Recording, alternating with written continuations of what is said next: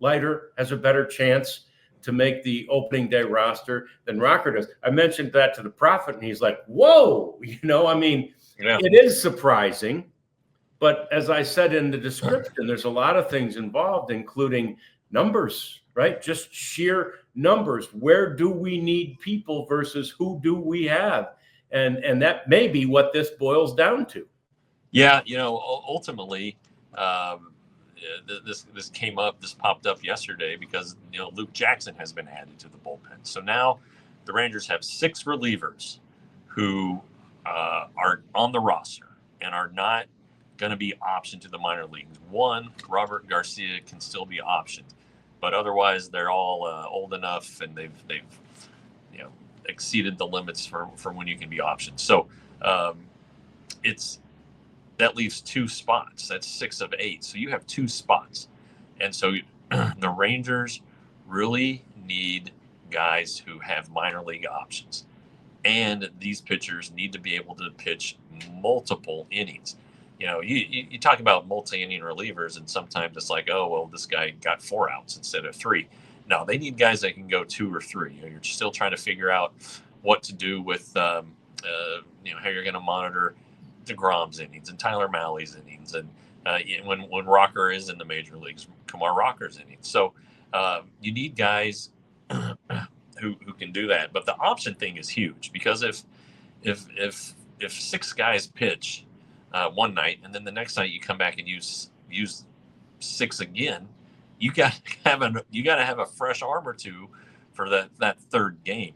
And if you're unable to move a tired Chris Martin to the minor leagues, you got to go have somebody who can go down and bring relief to the team. And it's a sucky thing, if you're a 40-man guy and performing well, and the need arises that the team needs an arm, you may get shuttled out for no fault of your own. But it's a necessary thing for all teams. It happens all the time.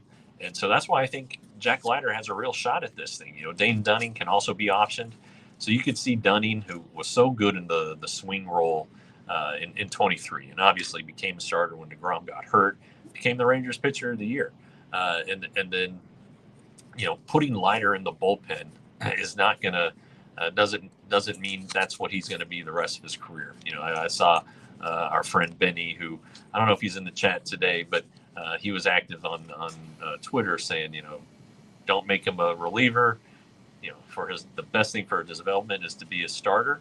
And I don't disagree with you, but if he's one of the 13 best arms, and if he's the best multi-inning arm with options, and that's what the team needs, then he's got a real shot at this roster. Rocker, on the other hand, the Rangers really haven't talked about him being a reliever at all. And the Rangers they've got 5 starters who could, with more big league experience than Rocker has. And DeGrom, Evaldi, Gray, Molly, and Bradford. And the Rangers love Cody Bradford. And yes, he has options. Yes, he could be a swing guy too. And if Rocker just blows their doors off this spring, he could do that. But, he has 3 big league starts. He didn't pitch a ton last season. He was so good in the minors that they just brought him to the majors because he wasn't really getting anything out of the minor leagues. So it makes you wonder if the best thing for him and to preserve the depth of the starting depth is to send him to Round Rock over the year. Now, he made the 3 starts, okay, but it's not like he threw 3 no-hitters, right? I mean, there were things that he learned that he needed to work on. And, look, the Rangers aren't trying to develop pitchers at the major league level anymore. They're trying to win ball games. And now Rocker was good. Don't get me wrong. He limited the damage. He knew how to make pitches. He's a competitor. His stuff is very, very good. But I think there were some things that, commanding his pitches, locating his slider, being able to do those 2 things, he wasn't able to do necessarily in those 3 starts. So I think that there's an opportunity, yes, for him to make the rotation, especially if somebody gets hurt. If there's an injury, then I think it becomes a much easier path for him. But right now, I don't know that he's on this opening day roster. Yeah, and it's interesting because that doesn't mean he won't pitch in the majors this year, right? Again, injuries or, that's what pitching depth is all about. And the other thing with regard to Rocker is we've talked a lot about, having to limit him this year just to make sure coming off an injury that you don't overuse him. I think they've got a much better chance at doing that, monitoring that, watching that very closely at the minor league level than they do at the major league level. And that would help him build up, right? To where then the following year, assuming he is on the major league roster from the start of the season, you don't have you don't have the same level of concern about the number of innings that you would try to limit him to. Yeah. He threw what did we just came up with, like 120 to 125 his last year in college. Right. 2021. All right, so it wasn't like it was last year. So what percentage do you cut off of that? And I think they'll, they're not saying any numbers. I think 100 would be a reasonable number for him. That's 25 inning starts if you want to look at it that way. I think that DeGrom, 25 starts. I think that's kind of the number now. I think that's the number that the Rangers are kind of juggling with.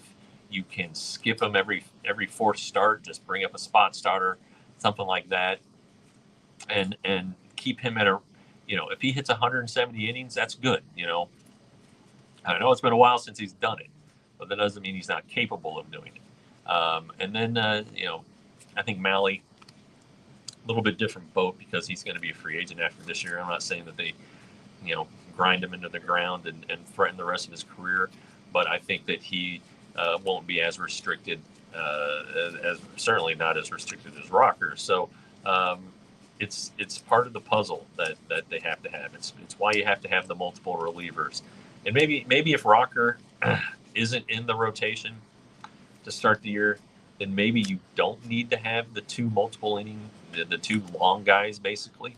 Maybe you can get away with having a Mark Church, who they probably don't want to go any more than 2 innings, but he could do that 3 times a week, let's say.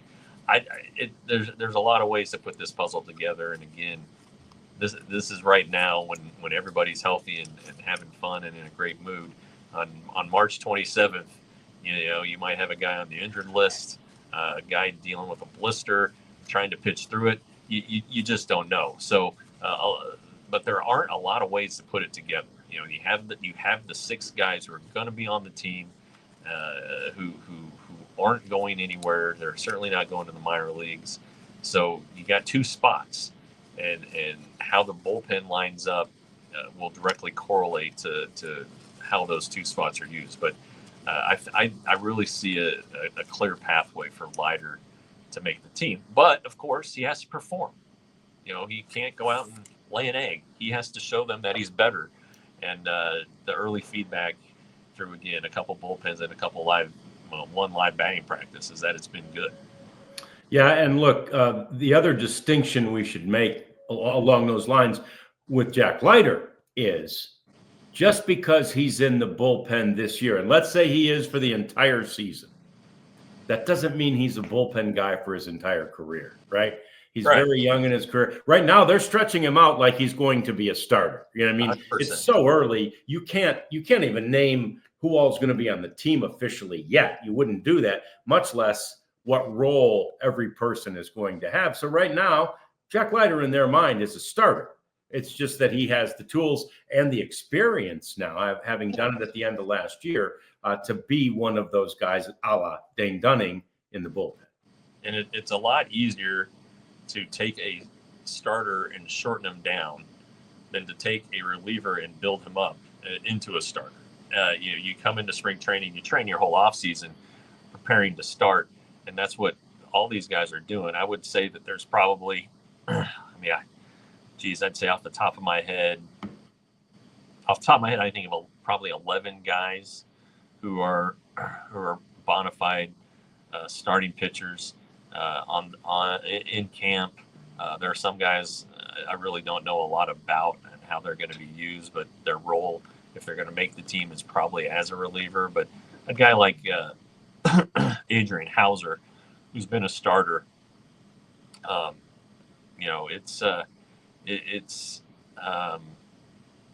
He's being stretched out, and he could be a good starter if needed. So we'll see. But I think the Prophet's got some Kumar Rocker video that I shot the other day. If we want to take a look at that. Yeah.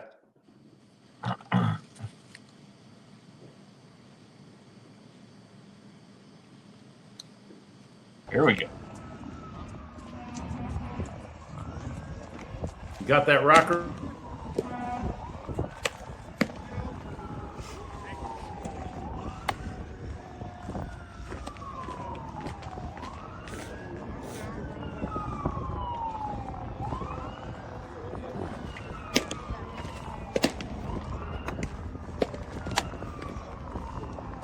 Thanks, I appreciate that.